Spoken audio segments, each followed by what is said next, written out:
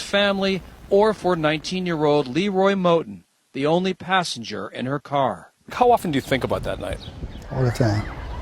Somebody just shot through the window, and all of a sudden, car went off the road.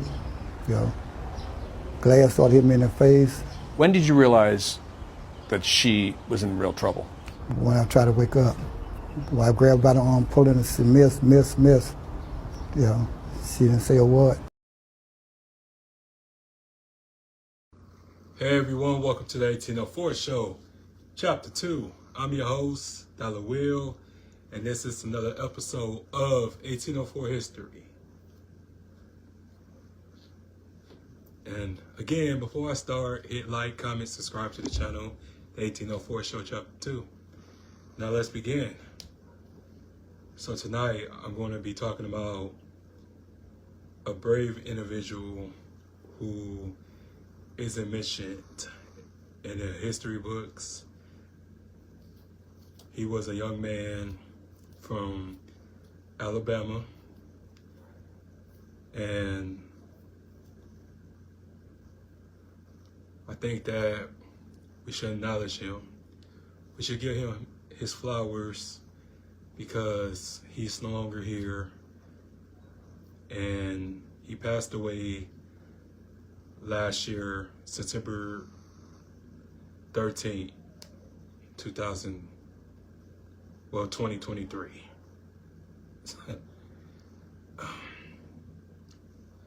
Like, he has a very remarkable story, and I was fortunate to have a couple conversations with him years ago, and such a cool guy.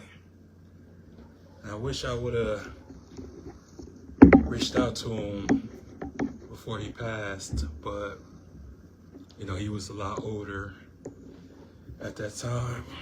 Well, now, but at that time he was still in good shape. And the interviews and the research that I was able to conduct,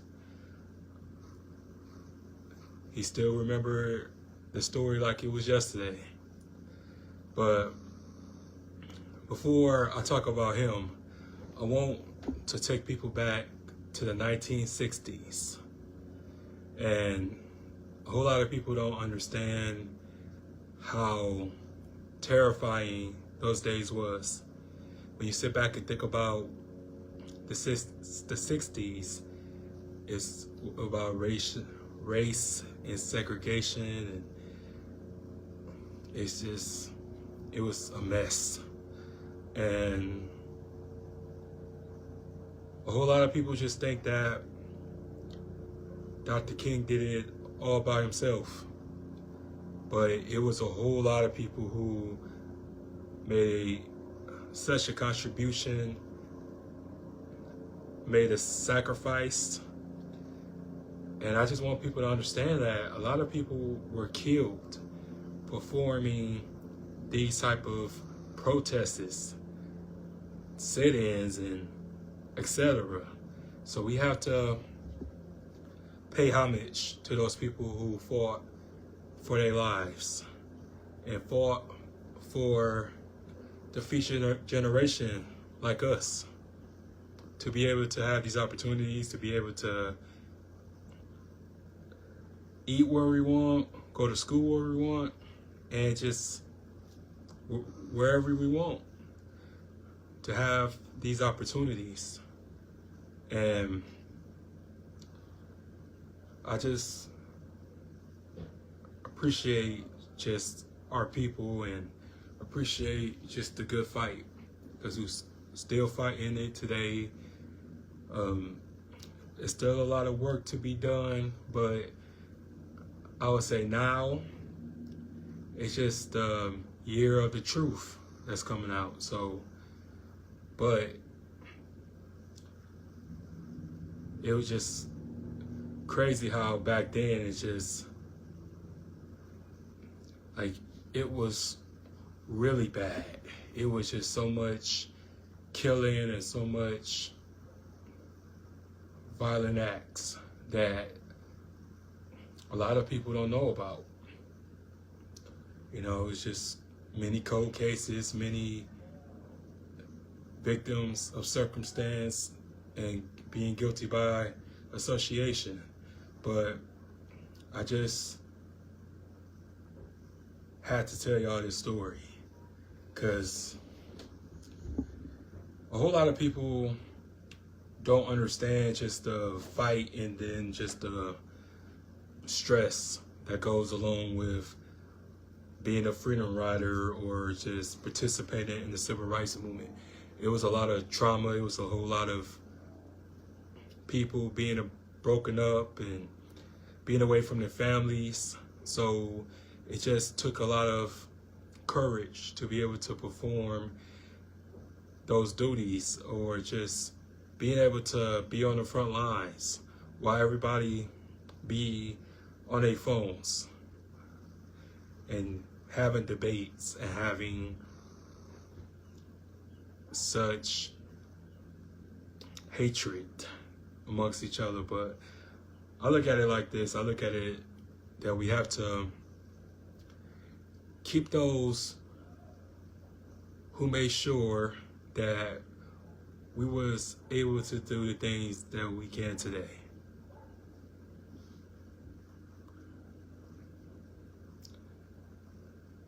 And just what really like pisses me off a lot of times is that the phrase or the term, "we not our ancestors," and this and that, and you could just tell that people don't know their history, because a lot of our ancestors fought back. A lot of our ancestors participated, gave up their lives to make sure that people was being treated fairly. People were seen as human and not animals or beasts or a very disgusting person, you know. But yeah, Alabama, you know, I know everybody loved to associate Alabama with just Dr. King and what he did. You know, all of that coincides with this episode, because this young man, I don't really know much of his early life, but just by the research that I conducted, at age 15, as a dishwasher in a restaurant, and his boss told him that you better not be joining Dr. King and this and that. He didn't really say Dr. King, but he just, you know, he used a racial slur. So he was just warning him that if you join him, then you better off getting out of here. And that's when he decided on that day forward that he was going to be a civil rights worker, that he was going to join up for the fight, you know, for the cause. But yeah, he was 15 at the time. So this incident that took place, he was only 19 years old. It was March 25th, 1965. Him, Viola, Liuzzo. Sorry, I always butcher that name. Please forgive me, guys. But yeah, it was him, her, and another black passenger coming back from demonstrations in Selma, Alabama. So it was just a lot of, you know, victory. You know, everybody was in a good mood. They was in the car. It was dark, and it was 4 Klansmen that spotted them, because that was a big no-no in the South to be a white woman at that, and you transporting 2 Negro men. It just didn't look right. So they pursued them and chased them down, and they shot her in the back of the head while she was driving, and the car went off the road and landed in the ditch. And during those violent shots, he was struck as well. And he played dead. Because I remember this on American Gangster, the episode with J. Edgar Hoover. He gave his accounts about what happened and just told that they had came to the car and he heard one of them say, you know, we should plug that nigger again. And one of the Klansmen was like, nah, leave him alone. He's dead, he's gone. So it's rumored to say that one of the Klansmen who shot Viola was the FBI informant by the name of Thomas Gray, and he went to court and testified about being an informant and told J. Edgar Hoover about what happened and told him who was his associates, who was pretty much his accomplices, and told him what happened and where they at now, and they was quickly arrested for the murder of Viola. So I just look at things differently. I just look at things like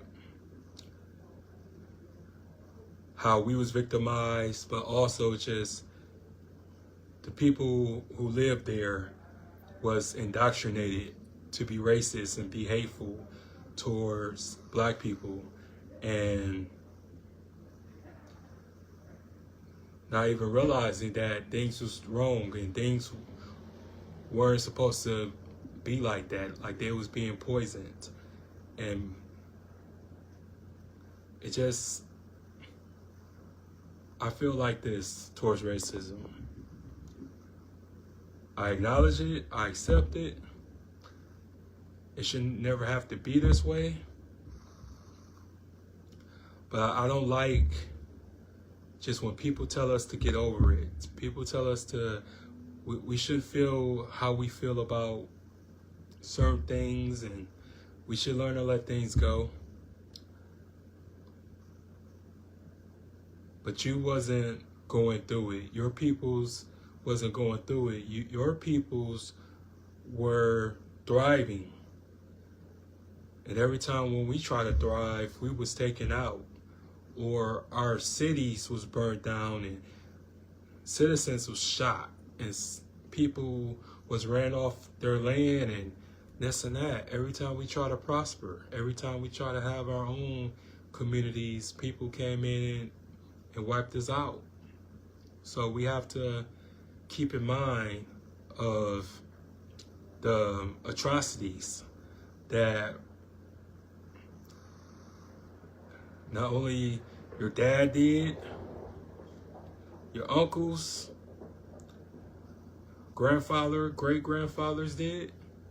We have to just be honest about that, you know. And I just think that people just try to avoid conflict by just sugarcoating everything, and we can't sugarcoat anything. In order for us to heal, we have to acknowledge the past, because we're the only people who doesn't acknowledge our past, because we're so traumatized to the point of we run from that kind of despair. And yes, it's traumatizing. Yes, it's bad, it's wrong, but we have to be strong enough to know that we can overcome anything. Because it's just a time that we need to do better. We need to remember the people and just really, you know, not just do it for a school project, but really just show homage to everybody who gave up going to school, having a career, getting a job, or whatever their occupation was at that time, to come down from up north or just living in the South to help out for a good cause because it was the right thing to do. You know, we are very strong people, and I do believe that things happen for a reason. And because Viola was shot, a civil rights bill was passed. And they say that it took a white woman for Congress to pass a bill because they was being ignored for years for that. But when a white woman got killed, that's when the United States acknowledged that something's wrong in the South. But it's been like that. It's been terror, it's been hell for our people. And a whole lot of people don't even realize how, why, when we got these privileges from, because we just haven't had the right to vote for a long time. Like 60 years isn't that long ago, for real. And it's about to be 1965. Yeah, 60 years. Pretty much is like approximately 59 years since we've been able to vote. And my thing is about voting. I vote for local, but all that presidential stuff and all of that, you know, they already pick and choose who win. But I vote locally because local votes matters. You know, you get faster results with the local votes than the presidential and the other stuff. But yeah, it's just unfortunate that happened to him. And he doesn't really get mentioned because Viola's story, even though they was in the same car at the same time, she gets the recognition, she gets the notoriety, and I'm not disrespecting her, but it's just the truth, you know what I'm saying? It's just, I wish that he have something in his name and his image, like a statue too, like a painting, like a mural, or just to commemorate his sacrifice, because he could have been killed.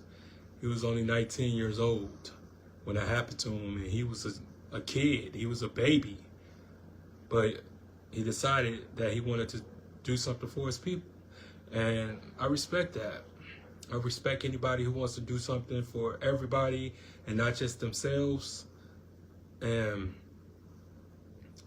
again, it's just unfortunate to hear his passing, but he lived to be 78 years old. That's a good life. That's a fine life. And I just,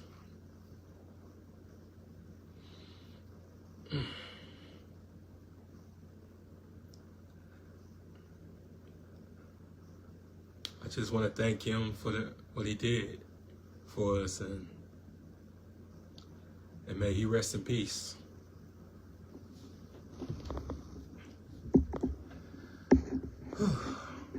But yeah, it's just for additional information. Gary Thomas Rowe, that's his name. Gary Thomas Rowe had testified in the 70s at the U.S. Senate about his involvement with the FBI, and he pretty much said that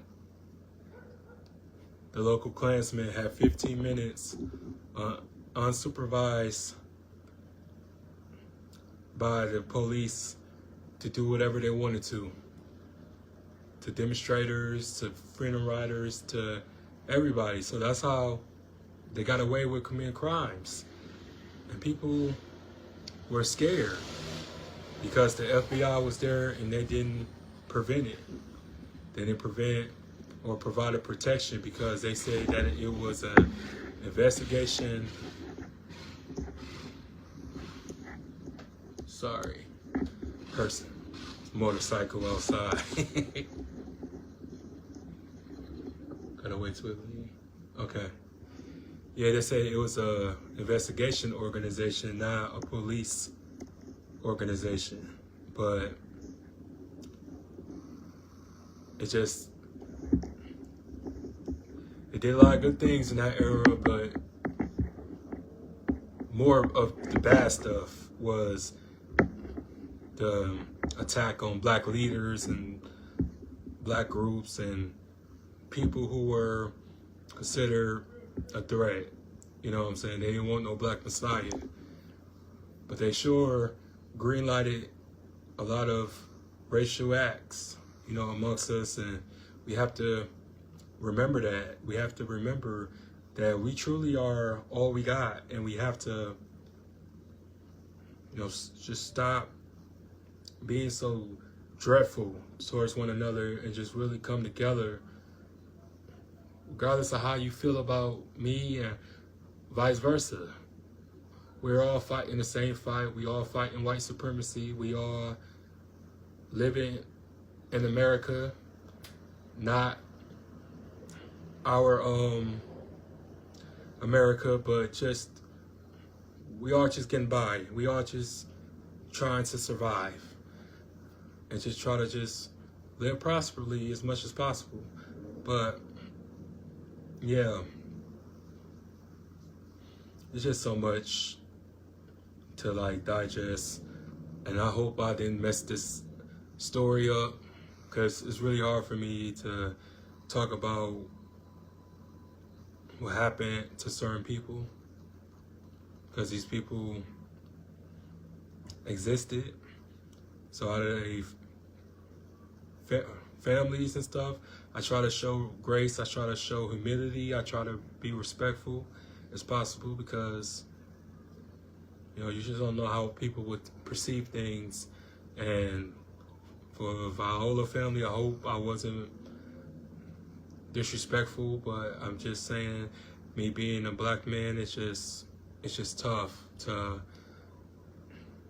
you know. But I'm going to end this episode on a good and positive note.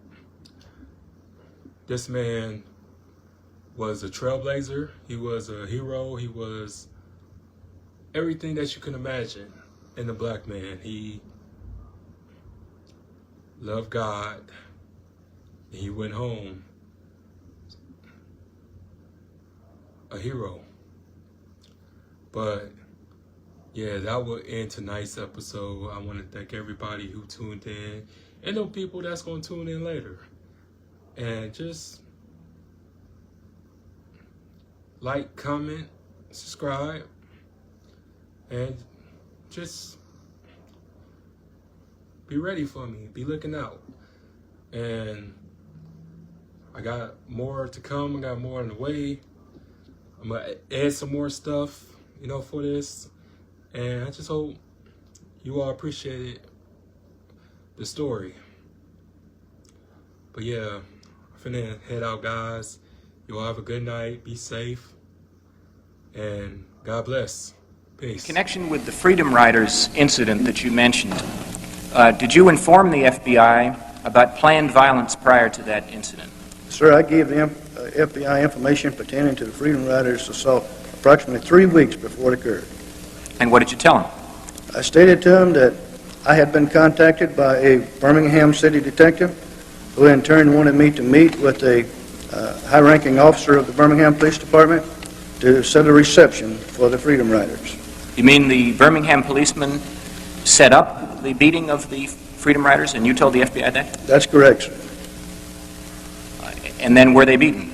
They were beaten very badly, yes. And did the Birmingham police give you the time that they promised to give you to perform the beating? Yes, sir. We were promised 15 minutes with absolutely no intervention from any police officer whatsoever. The information was passed on to the Bureau. We had our 15 minutes. Approximately 15 minutes after the Freedom Riders were attacked, a police officer ran over to me and stated, God damn it, get out of here, get them out of here. Your 15 minutes are up, we're sending the crew in.